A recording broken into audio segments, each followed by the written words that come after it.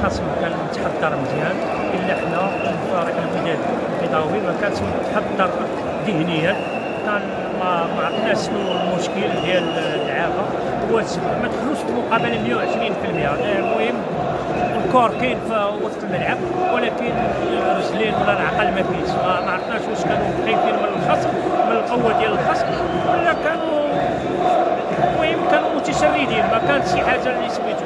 المقابله كانت اجواء رائعه، لا من الناحيه الجماهيريه ولا من الناحيه التنظيم الا في رقعه الملعب.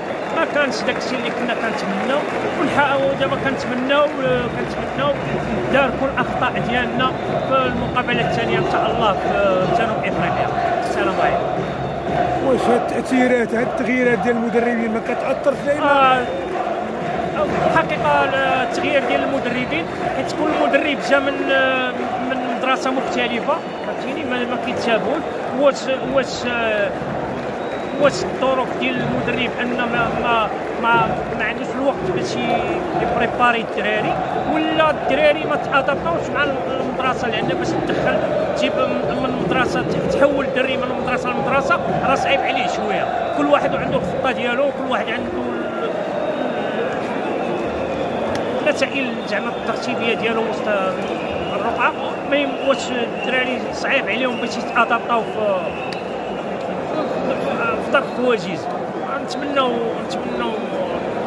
نداركوا كاع الاخطاء ديالنا في المقابله الجايه ان شاء الله في جنوب افريقيا.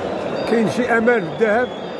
والامل غنقول لك عندنا الامل 50-50، فهمتيني، لان النتيجه ديال 0-0 ديما النتيجه كتكون ملغومه، ما كتعرفش شكون.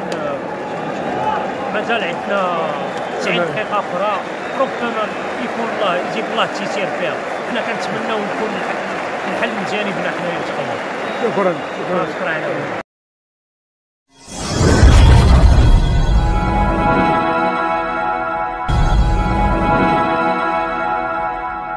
على في القناة تشجيعا لنا لنستمر بنشر المزيد إن شاء الله.